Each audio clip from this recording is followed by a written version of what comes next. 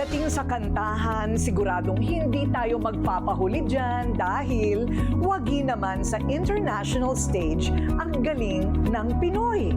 Pinatunayan na naman yan ng ating kababayan na nag-champion sa kakatapos lang na The Voice Season 26 sa Amerika. Ang Pinoy na si Sofronio Vasquez. Siya na nga ba ang susunod na superstar sa Hollywood? Up close and personal nating sabay-sabay pakinggan ang kwento at galing ng Sofronio to the Mundo. The winner of The Voice is Sofronio Vasquez! Si Sofronio Vasquez III ang itinanghal na Grand Champion sa The Voice Season 26 sa Amerika. Sa kasaysayan ng mga international singing contests, the very first Asian and Filipino Grand Champion, Sofronio Vasquez III. Sobrang nakakatuwa lang yung pakiramdam na mabigyan ka ng recognition. Kasi for the longest time, pinangarap ko talagang maging champion. Hanggang ngayon ay hindi pa rin siya makapaniwala na natupad na ang pangarap niya na magtagumpay sa larangan ng musika. Sobrang nakakaiyak at heartwarming yung pakiramdam. Yung situation ba na sa sobrang dami mong beses mag-fail, ilang beses mong sinubukan, finally binigay sa'yo. Habang parang musika ang mga palakpakan at papuri kay Sofronio dahil sa kanyang bagong titulo ngayon, bumalik naman bigla sa kanyang alaala ang nakaraan. Lahat ng malungkot na pinagdaanan noong kanyang kabataan. Ipinanganak sa Osamis sa Mindanao si Sofronio. Pangalawa sa 3 magkakapatid. Ang kanyang tatay, karaniwang empleyado ng gobyerno. Ang nanay naman niya, utility worker. Maliit lang ang kinikitang sweldo na provincial rate. Pero kahit papaano, nakakapag-ulam naman daw sila ng fried chicken kapag araw ng umento. Okay ka na! Oh, para sa'yo, oh. Oh, kain lang kayo, no? Mabulog kayo. Sa isang maliit na kwarto lumaki at nagkaisip si Sofronio. Sa sahig sila natutulog. Walang sariling gripo. Kaya kailangang mag-igib ng tubig.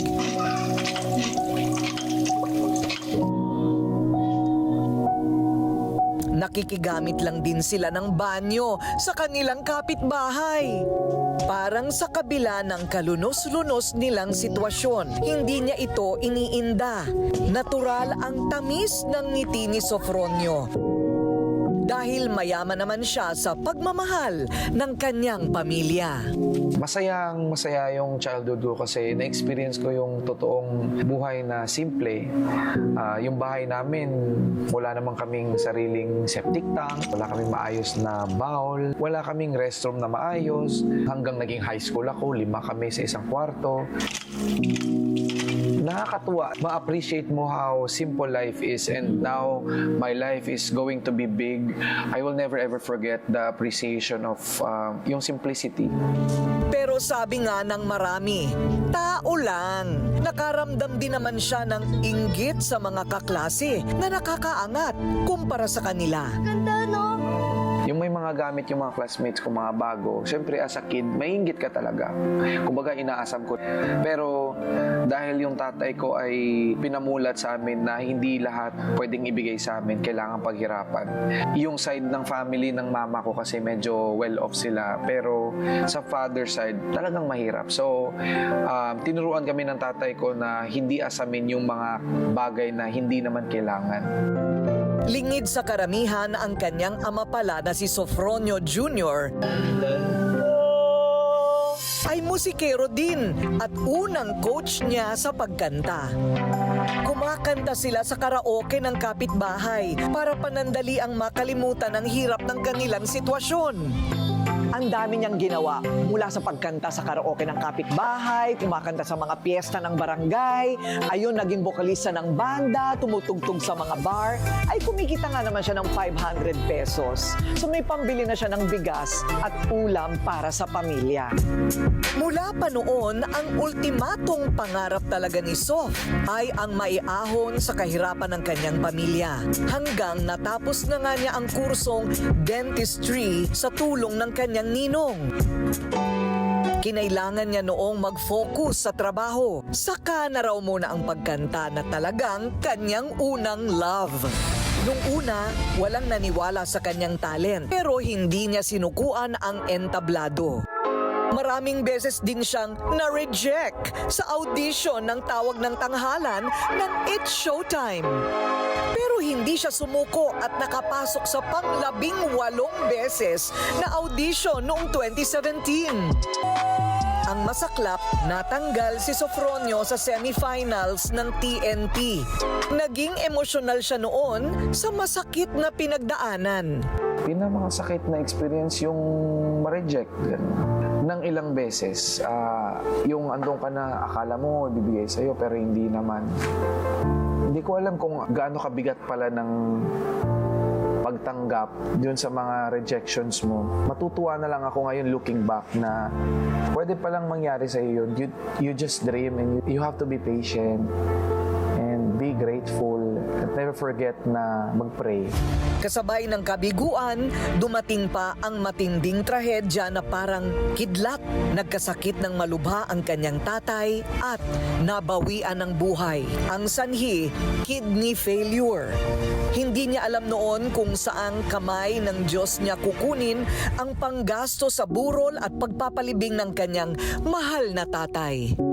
Hindi ko alam kung paano ko gagawin yun. Nakala ko nga hindi ko na talaga kaya yun eh. Pero dahil sa pagdadasal at tulong ng mga taong naniniwala at sumusuporta, nairaos naman at nabigyan ko naman siya ng maayos na libing. Bilang pagbibigay pugay sa kanyang namayapang ama, 19 na taon na ang nakakaraan, ipinagpatuloy ni Sofronio ang pagkanta. Nakipagtagisan ulit sa kompetisyon sa Tawag ng Tanghalan at nagtapos bilang 3rd runner-up. May mga pagkakataon na tinatanong ko, susuko na ba ako? Ayoko na ba? Pero alam mo, pag may nakikita akong mga katulad ko na nangangarap, yun din yung nagpupush sa akin eh. Nire-remind nila ako how a person should dream. Dreams are very valid. Kumbaga, malaking pangarap yan kesyo maliit or malaki. Kailangan mo lang talagang paghirapan.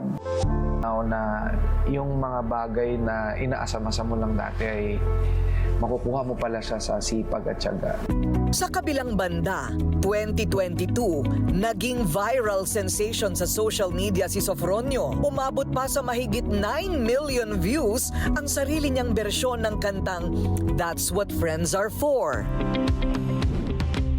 At ang kanyang cover, Nothing's Gonna Change My Love For You. Mahigit 1 million views naman ito sa TikTok. Welcome to Brooklyn Bridge. Dahil sa pangarap niyang maiahon ng kanyang pamilya sa kahirapan, pinagsikapan niyang makalipad ng Amerika. Nagturista muna hanggang sa magkaroon ng permanent residency sa New York City. Nagtrabaho bilang dental assistant at singer sa Carnival Cruise Line. Dito na naging maamo sa kanya ang medyo magandang kapalaran. Pero parang talagang tadhana niya ang pagkanta at makilala. Muling kumaway sa kanya ang mundo ng musika nang makita niya sa online na may audition na naman sa The Voice USA Season 26. Hindi na siya nagdalawang isip na sumali at agad namang nakapasok bilang contestant. Sino ba naman kasi mag-aakala ng isang Filipino ang mapapansin doon? Kapag we've been always heartbroken for competitions like that. Tagal na ako nanood ng The Voice.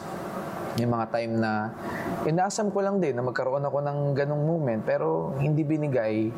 So that time na sumali ako sa The Voice, I really made a conscious effort na kumbaga i-explore yung pwede ko pang gawin just to make it more big. And awa naman ng Diyos naging effective. Kaya I will never ever forget that moment in my life. That's forever imprinted sa aking puso. Halos 3 buwang tumagal ang bakbakan singing competition. Jeremy, Danny, Sydney, Shy, and Sofronio, this is it. Nakapasok sa top 5 si Sofronio.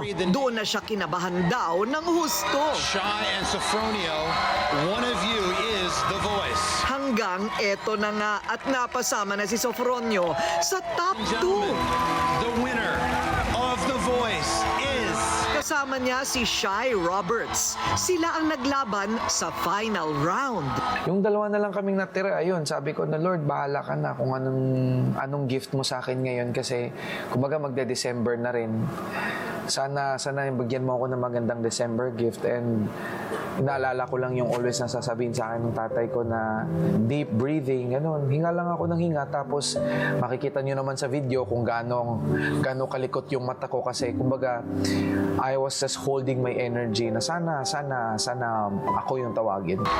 Makapigil hininga ng tawagin si Sofronio Vasquez na nga ang grand champion sa The Voice USA Season 26. Sofronio Vasquez! Tinawag yung pangalan ko, grabe. Parang totoo pala yung sinasabi nila pag nag-flashback yung sarili mo dun sa simula galing. Yung parang movie ba nang gano'n? Sarap sa pakiramdam. Thankful ako and hindi mangyayari yung lahat ng yun kung hindi dahil sa tulong ni Michael Bublé. Bumuhos ang blessings kay Sofronio. Ang premyo niya, $100,000 o katumbas ng mahigit 5 milyong piso. At recording contract sa kanyang singing career. Mas ramdam ko yung value niya. At gagamitin ko talaga siya in a better purpose. Aalagaan ko investment, and of course the investment is mainly for music. I would really use that moment. Pagbalik ko ng US, trabaho kaagad. I wanna start working and I don't wanna stop. Kumbaga, andito na tayo. Sulitin ko na hanggang kaya ko, kaya I would reach out to people that can help me. I'm flying back to the Philippines to do so. Pagkatapos ng kanyang naging tagumpay sa Amerika, nag-reunion agad si Sofronio at ng kanyang pamilya at mga kaibigan sa Pilipinas. Ang pamilya ko yung nagmo-motivate sa akin, especially my mama. Ngayon na andito siya, ngayon nakasama ko siya, I wanna make something big for her and would always want a better life for her. Naging emosyonal si Sofronio nang muling maalala ang kanyang tatay na naging inspirasyon niya para wag sumuko sa pangarap at laban sa buhay.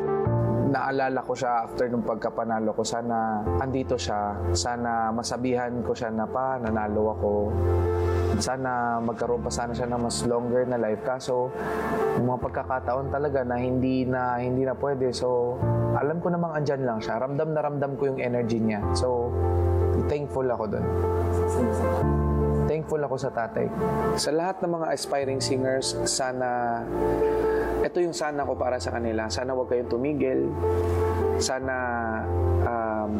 you continue to be inspired by your own story.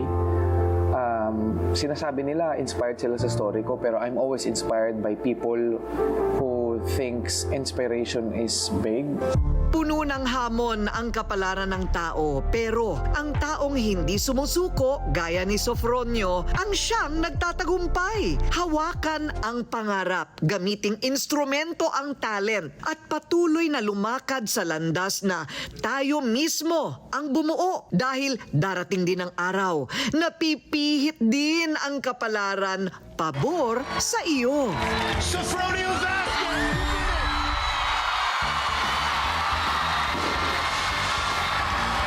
Ay, salamat. Yung pagkapanalong to, hindi ko tatanggalin yung presence ng learning.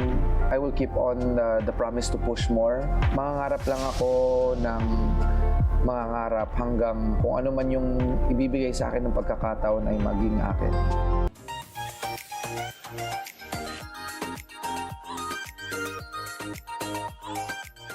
Makeup tayo ng makeup, makeup ng makeup. Paano tatanggalin ang makeup? Sabi ko, paano tinatanggal ng tao ang makeup nila?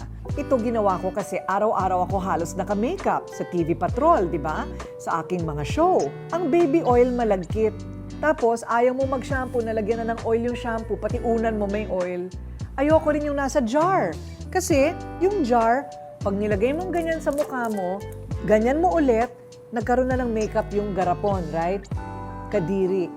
Ito, very hygienic and has vitamins and is also lightening on the skin. It's a tube and it's called Take It Off. Matatanggal lahat. Pati problema nyo matatanggal. Namomroblema tayo sa maduming balat, ito tanggal lahat. Okay? So, you try it kahit yung mahirap tanggalin na mascara, tanggal lahat yan. Take it off, girl!